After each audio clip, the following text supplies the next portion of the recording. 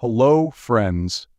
13th January 2012, 7:15 p.m. The world's largest Italian cruise ship set sail for its 7-day European tour. This ship was named the Costa Concordia. It was so big that not only was it bigger than the Titanic, but it could seat an additional 2,000 passengers. That's why 4,252 people are on board. If we talk about entertainment, this ship had everything. 4 big swimming pools, 5 restaurants, 13 different bars, a casino, a basketball court, a huge fitness center which had a gym, a sauna, a Turkish bath, and even an F1 racing simulator was installed on this cruise ship. The first destination of this ship was Savona, a city in Italy. It was supposed to take about a day to reach there. But only 2.5 hours after the ship departed, everyone heard a sudden piercing noise. After that, all the lights on the ship went off, and the ship started tilting towards one side. The time was 9:45 p.m., a time when some people were sleeping in their rooms and some were eating at the dinner tables. Some people who were sleeping woke up and they came out of their cabins to see what was happening. Meanwhile, the plates of the people sitting at the dinner table started sliding down the side of the table. Passengers were told via intercom that there was an electrical failure on the ship, but the fact was that the engine of the ship had failed. The captain of the ship was hiding this fact from the people. After a while, the ship started tilting to the other side. By then, the passengers somewhat realized that this was not an ordinary electrical failure. People were worried that this was another incident similar to Titanic's. Coincidentally, the Titanic accident happened exactly 100 years ago in 1912. And now, when this ship had an electrical failure, the famous Titanic theme song was playing in the dining hall of this ship, "My Heart Will Go On." Slowly, the ship started tilting more. It tilted to the right side and the lower rooms were being filled with water. By then, people had realized that the ship was going to sink. But why were the passengers not being informed properly? Why was the ship's captain so quiet? This ship was operated by an Italian company called Costa Concordia. Initially, this company operated only cargo ships. But in 1948, they launched their Costa lines. Soon after, it became one of the biggest cruise ship companies in Europe. Later, in 2000, a company named Carnival Corporation bought it. So Costa Concordia became a subsidiary company of Carnival. In June 2006, they launched their first ship of the Concordia class. The Costa Concordia that we're talking about today, the biggest Italian cruise ship of its time. The cost of making it was $570 million, ours $25 billion at that time. That day, the captain of this ship was Francesco Schettino, an Italian man who had been working for this company since 2002. Remember his name because he plays an important role in our story. At 7:18 p.m., this ship left for its first destination, Savona, and only 2 hours had passed that this ship deviated from its normal route. It was not a mistake. Captain Schettino wanted to take the ship by a particular island, the Giglio island in Italy. He wanted the people of the island to see the glittering ship in the dark of night. Whenever a ship passes near the land, it is called a sail past or sail by. Normally, such big ships sail at a distance of 7 to 8 km from the shore well into the sea because the water needs to be deep enough for such a big ship to sail. But because of this sail by, this ship was only 150 m away from the shore. Obviously, the water was not very deep. There can be big rocks or reefs under the ship at this close distance which can hit the ship. On top of that, it was nighttime and the ship was sailing quite fast. Later, the report of the Italian Ministry of Infrastructure and Transport confirmed this. At night, the ship was sailing at an unsafe distance, very close to the shore. One question that will arise here is, why was the captain doing this? The thing is, Captain Schettino used to work under Senior Captain Mario Palumbo, and Mario was living on the Giglio island. The night this ship was passing by this island, that night, Captain Schettino called Mario and told him that since they would be passing by the island, they would sound a siren for him as they wanted to give him a tribute. To this, Mario said that he was not on the island. Instead, he was in another Italian city. During this conversation, the call line gets disconnected. This call was made at 9:40 p.m., and a few minutes later came the scary sound that I mentioned at the beginning of the video. The thing everyone feared happened. This ship collided with the rocks in the water. This collision tore the hull of the Concordia ship. The ship's sensitive part was injured by a 70-meter-long wound. The place where this impact happened was not even 100 meters away from the island. In the darkness of the night, this ship had reached so close to the island. Water started flowing into the ship rapidly. 26-year-old Andrea Corollo, who was the third officer of the Concordia ship, was sleeping in his cabin when this incident happened. When he woke up and came out of his cabin, he saw that the water had already reached the hallway. He immediately ran to the engine room. When he reached there, he saw that the door could not be opened. Through the closed door, he could see that the generators and engines were completely submerged in water. At 9:52 p.m., the chief engineer and the other officers of the engine room tried to start the emergency diesel generator. Unfortunately, they failed in this attempt. The chief engineer went to inform Captain Schettino about how bad the situation was, but the captain of the ship announced to the passengers that there was nothing to worry about, that it was a simple blackout. Over the next few minutes, the ship was not standing still, rather, it was moving forward, away from the island. At around 10 p.m., Captain Schettino felt that the ship should be turned around. He reasoned that if they sank, it would be more dangerous to be in the middle of the sea. It would be better to stay near the island. The ship took a U-turn, and thus, instead of being upright, it started tilting to the other side. First, it was tilting to the left, now it started tilting to the right. The ship's crisis coordinator, Roberto Farini, called Captain Schettino twice, at 10:05 p.m. and 10:07 p.m. In the second call, Captain Schettino finally acknowledged that the ship had some problems, but had he admitted these problems sooner, it would have been better. Turning away from the truth can be very dangerous, as you will see later in the story. And this applies to our lives too. Today, because of AI tools like ChatGPT, millions of jobs are in danger all over the world.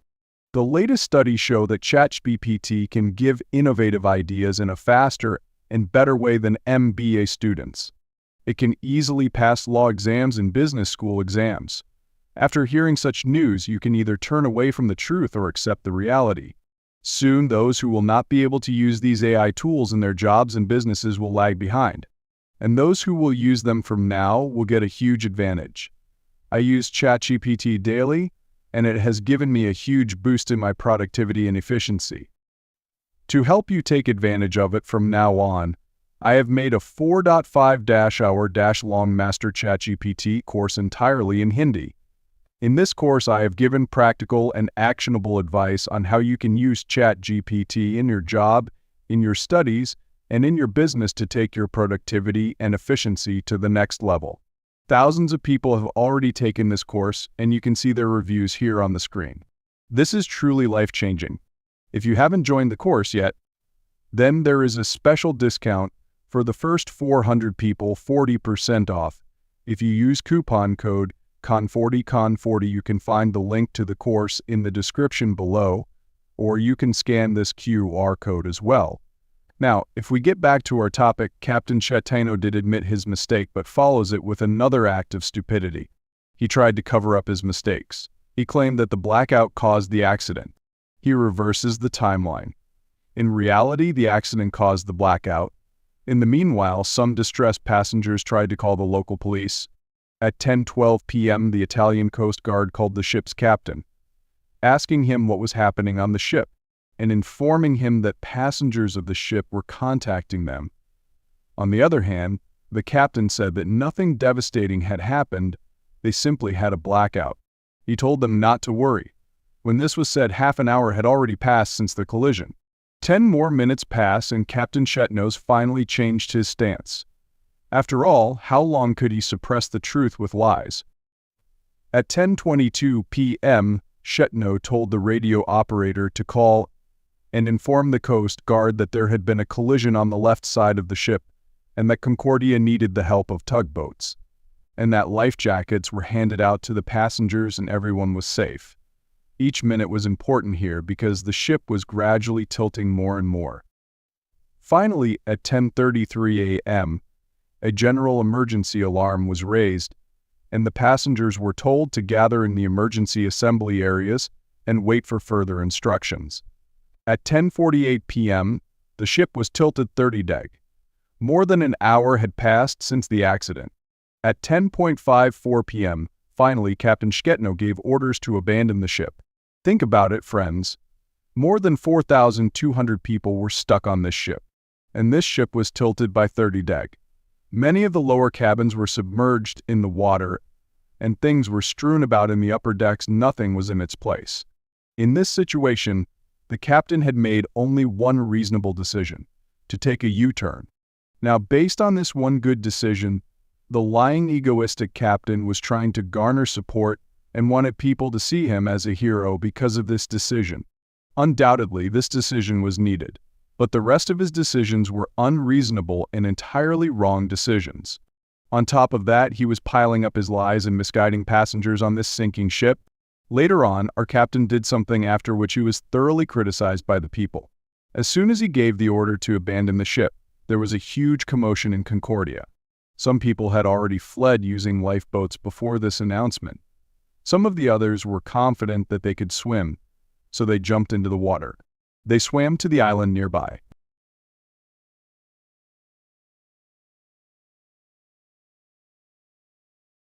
But after the signal by the captain, chaos ensued. The mob of passengers ran towards the lifeboats. People pushed and shoved one another to get to the lifeboats. One good thing was that, fed up by Captain Schettino's behavior, some of the crew members were already rebelling against the captain. 10 to 15 minutes before his order, the passengers were taken out of their cabins and put into the lifeboats. A steward came over to us because the key card wasn't working, and told us, "Take your coat, take your life jacket." In the darkness of the night, the ship was slowly falling to the right. A 40 deg tilt, a 50 deg tilt. By this point, the passengers whose cabins were on the right side had reached the surface level of the sea, so they could easily jump into the water and head towards the island. But the problem was for those who were on the other side of the ship. In a tilted ship, how could they find the way out? In the midst of all this, an Indian staff member was also present. Karnaatha Ramashena, the only woman in the 11-member security staff of Concordia. She later stated how language barriers started to emerge. Most of the passengers on the cruise ship were Italian, but many of the crew members did not know Italian. On top of that, another problem was that most of the crew members were not trained for such emergency situations. They were just service staff. Despite all these problems, some crew members were truly heroes. Karnatha personally seated a blind woman on a lifeboat. 2 other members lifted wheelchair-bound passengers on their shoulders and seated them on the lifeboats. That night, another Indian crew member was present on the ship. Russell Rebello, he was working as a waiter. Before Captain Schettino's order, he was helping the passengers to get on the lifeboats. He kept helping passengers on the sinking ship till the last moment, but unfortunately, Russell was among those who couldn't save themselves during this evacuation. We don't know what happened to him exactly, but he drowned while helping the passengers, this we know for sure.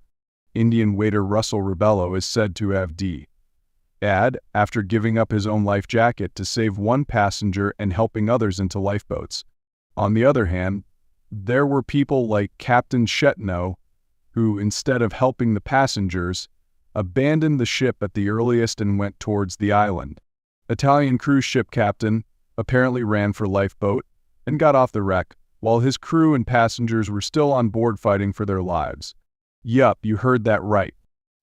The same captain who tried to cover it up with lies wasted an hour before telling the truth to the passengers, and as soon as he made the announcement, within some minutes, at 11:19 p.m., he was among the first crew members to abandon the ship. Giglio Island is like a small village.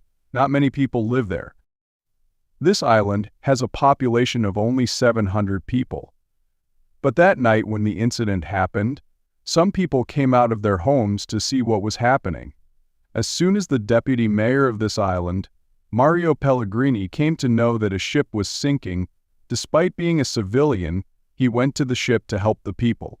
Without thinking for a minute, he jumped into the lifeboat and went into the sea to help the people. He said that when the ship had completely fallen to the right side, wells of water were being formed inside the ship, people were trapped in these. He arranged for a rope and used the rope to rescue the people trapped in the well.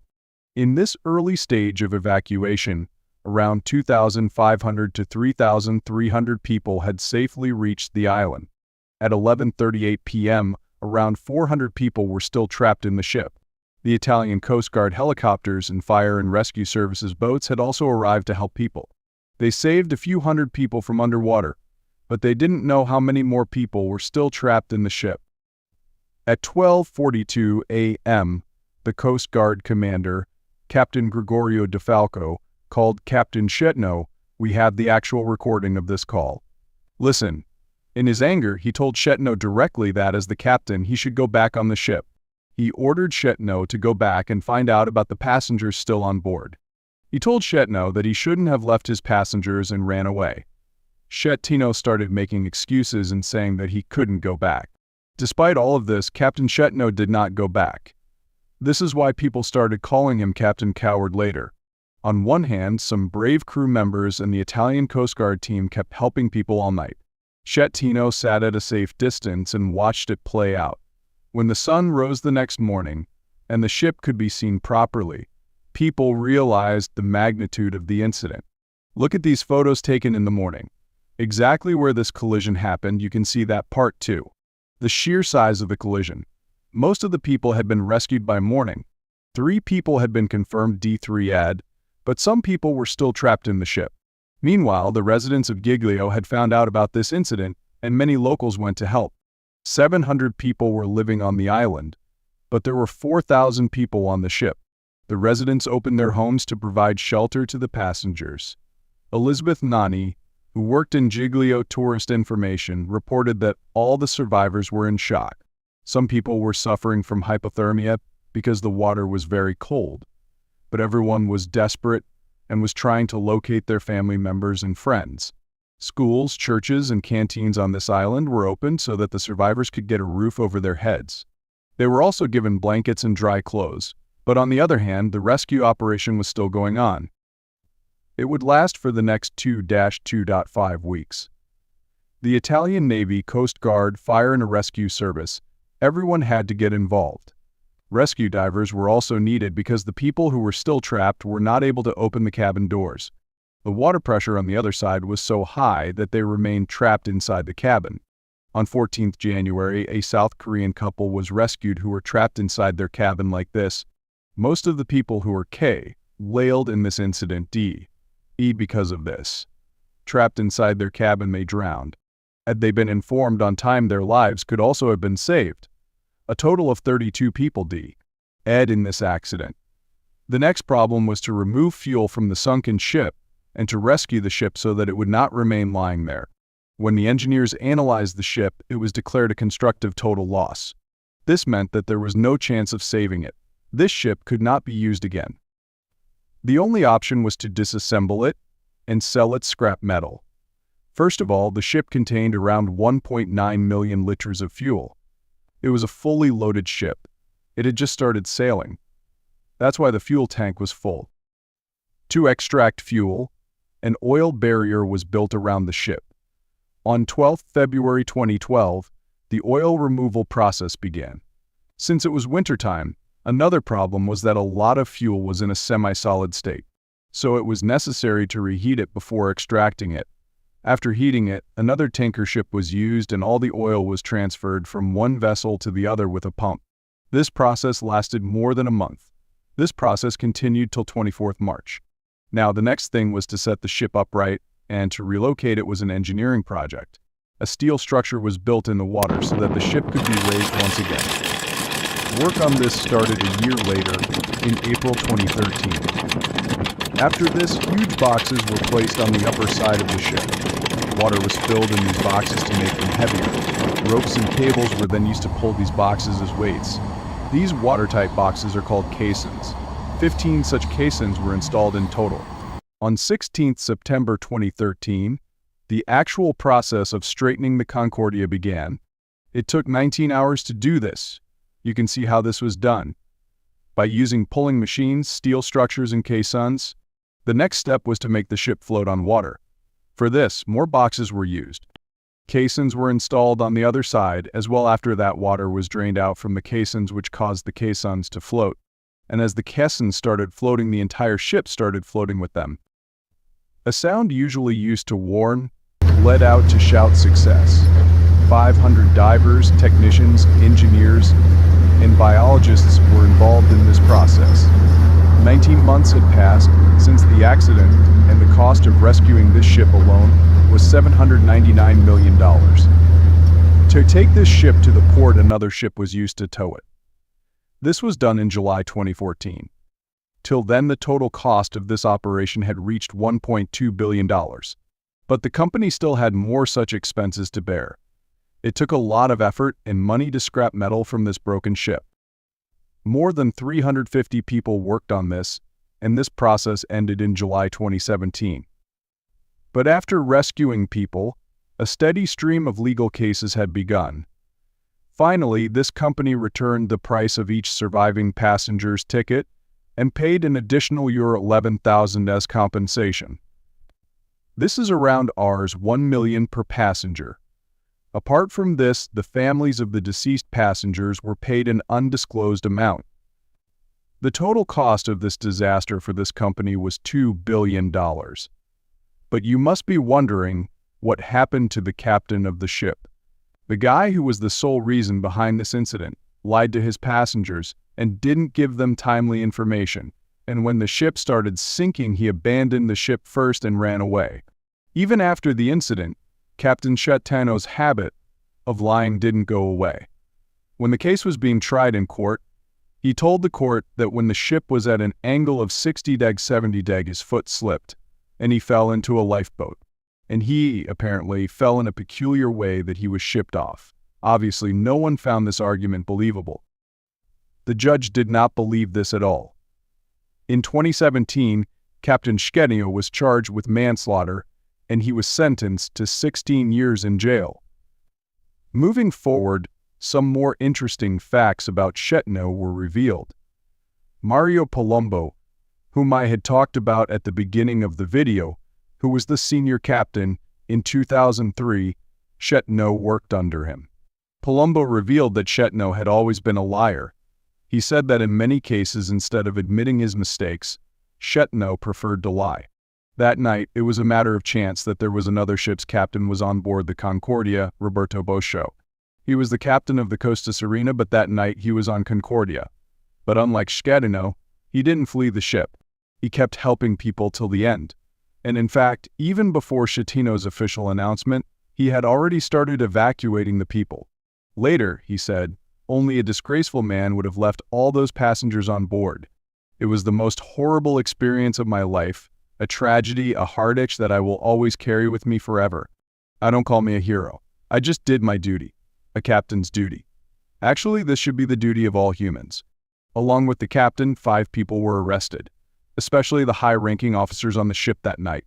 Each of them was sentenced to 2 years, because the biggest mistake was made by Captain Schettino. Today, 11 years after this incident, Schettino is serving his sentence in jail. And if you learn anything from this story, it is this. Never give the captaincy of your ship to a lying coward who doesn't know how to admit his mistakes. Leaders who never admit to their mistakes and lie to hide their mistakes can be extremely dangerous. If you like this video, you will also like this video. Another story of an incident that happened on an aeroplane where the passengers showed a lot of bravery. You can click here to watch about the Andes disaster. Thank you very much.